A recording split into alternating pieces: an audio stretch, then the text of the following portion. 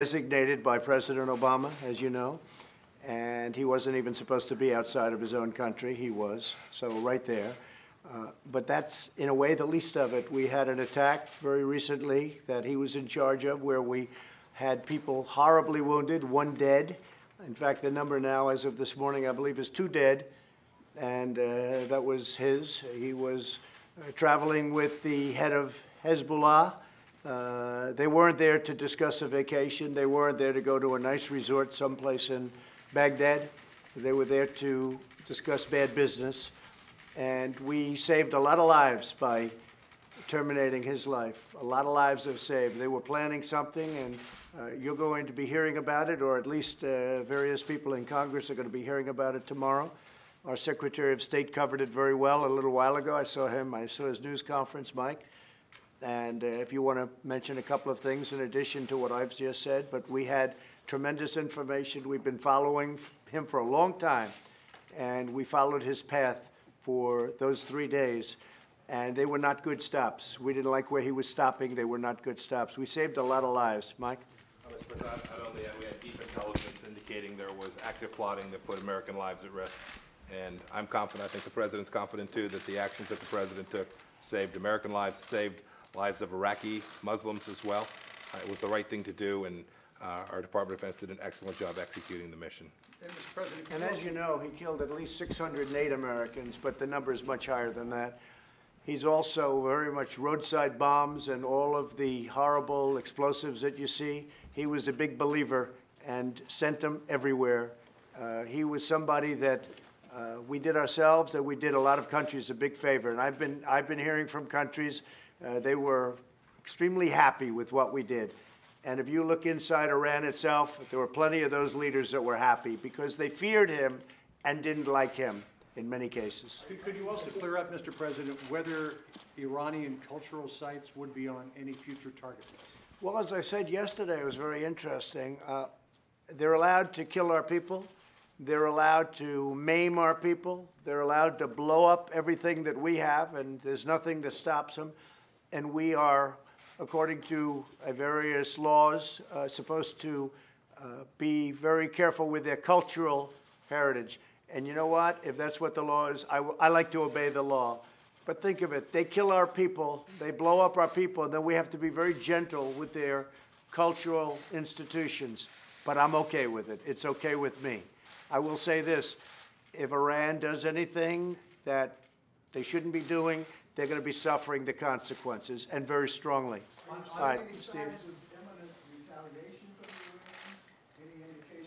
Well, don't forget, in our case, it was retaliation because they were there first. They killed, and look, I don't have to talk about him for 18 to 20 years. He was a monster. But just in a very short period of time, 2 people dead, people badly injured, and then before that, there were other attacks. And look at what he was planning. So that'll be discussed tomorrow morning. Right now, it's classified, and that'll be discussed tomorrow with Mike Pompeo and the Joint Chiefs of Staff. Is the U.S. prepared for an Iranian attack? We're prepared. We're totally prepared. And likewise, we're prepared to attack if we have to, as retribution.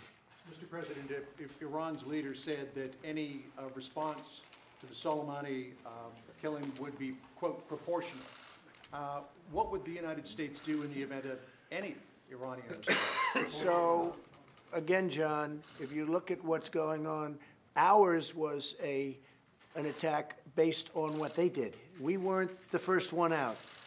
He killed an American. Now 2 people are dead from the same attack, and some people very badly wounded. And that was one of his smaller endeavors. You look over his past. His past, he's been called a monster, and he was a monster. And he's no longer a monster. He's dead. And that's a good thing for a lot of countries. And he was planning a very big attack and a very bad attack for us and other people. And we stopped him. And I don't think anybody can complain about it. I don't hear too many people, other than politicians, who are trying to win the presidency. Those are the ones that are complaining, but I don't hear anybody else complaining. Go ahead. You called him a monster, but your friend Erdogan called him a martyr. Well, that's everybody to each his own. I mean, I disagree 100%. And I'm sure he does too, but he has a public to take care of, and I guess that's for his own reason. But I'm actually surprised to hear that, but that's okay. Are you willing to make a deal with Greece regarding F-35? Say it? Are you willing to make a deal with Greece regarding F-35? So Greece and I and my people, and we have a whole group of people, and as you see, they brought a lot of great representatives from Greece that we've been dealing with. We have a tremendous Greek population, over 3 million people, as I understand it. That's fantastic. I really feel I know most of them. I think I know all of them, come to think of it. But it's a great population in the United States. We're going to be meeting, we're going to be talking, we're going to be negotiating, and we're going to be making a lot of deals. We have a really great relationship with Greece. Let me add something to that. Greece is interested, Mr. President, in participating in the F-35 program. As you know, we are already upgrading our F-16s, and that program will be completed in 2023, 2024. So we're very much interested in participating in the F-35 program after that. And I'm sure that the U.S. will take into consideration the fact that this country is coming out of an economic crisis in terms of structuring the program in the best possible way for my country. That's true. And, you know, they just signed a very big renovation of existing aircraft. They have great aircraft, but it's gotten a little bit tired. And they've done a renovation that's going to bring it up to brand new. And we look forward to doing that. A couple of our great companies are doing it. How do you feel about the idea of the supposed withdrawal from Iraq being a possibility? Isn't that something Soleimani actually wanted all these years? Well, it's something that I want too. I mean, eventually they have to be able to defend themselves and take care of themselves. And it's something ultimately that I want to see. We don't want to be there forever. We want to be able to get out. I didn't want to be there in the first place, to be honest, and everybody knows that. That was when I was a civilian, I said it. But we were there, and they made a decision, and I disagreed with that decision very strongly. But we're there now. We've done a great job. We've gotten rid of the caliphate. 100% of the caliphate is gone, and which is ISIS. We have thousands of ISIS prisoners that we're keeping right now under lock and key, and we want Europe to take many of these prisoners because they came from Germany, France, and other places. Probably a few from Greece, in all fairness. We'll have to talk to you about that. None from Greece so far. You're lucky. You're lucky. Mm-hmm. But we have a lot of people right now in prison, ISIS fighters that are tough fighters, and they are where they should be. So I think we've done a fantastic job. But eventually, we want to be able to let Iraq run its own affairs, and that's very important. So at some point, we want to get out. But this isn't the right point. The other thing is, if we do get out, you know, we've spent a tremendous amount of money on building airports and building, it's one of the largest embassies we have in the world, Mike, and we want to be reimbursed for the various costs that we have had, and they're very significant, but we'll work something out. And I talk sanctions, but I'm only talking sanctions if we're not treated with respect. We have to be treated with respect. We deserve, I'll tell you what, with what we did, excuse me, wait, 1 second. With what we did with ISIS, and this was done during my administration, because it was a mess before we got here. With what we did with ISIS, we've done the Middle East, and we've done a lot of other countries a tremendous favor. Yeah, go ahead. Do you agree with the Turkish provocations in Libya, in Eastern Mediterranean, against Greece? And are you willing to talk to your friend Erdogan? We are talking to him, and we're talking to, we're talking to, when you're talking about Libya, we're discussing with President Erdogan. We're discussing with many other countries. I just spoke with the Chancellor of Germany, with Angela, and we talked about that subject specifically, Libya, what's going on. We'll be talking to Russia. They're involved. A lot of countries are involved with respect to Libya, and it's right now a mess.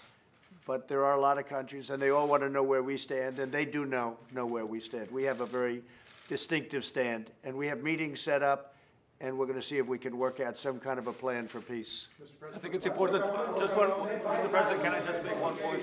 One point on this issue. I think it is important to point out that the agreement signed between Turkey and Libya infringe upon Greece's sovereign rights and essentially cause great concern and instability in a region which is already highly problematic. So we'd be very much looking to your support to make sure that these types of provocative agreements are not being put into place. And I think we should refrain, in general, in the Eastern Mediterranean for any sort of activity that inflames passions and that doesn't, promote regional peace and security. So we'll be very much looking forward to your support on this issue, because it is a very important issue for my country. Mr. President, the Iraqi government says it expects U.S. forces to leave the country after the letter that it received, General Mark Milley said, by mistake yesterday. What do you say to the Iraqi government about the possibility of U.S. forces leaving based on that letter? Well, I don't know anything about that letter. The letter was sent, and I understand it was an unsigned letter. So I could maybe let Mike speak to it. I don't know if that letter was a hoax, or was it unsigned, or what?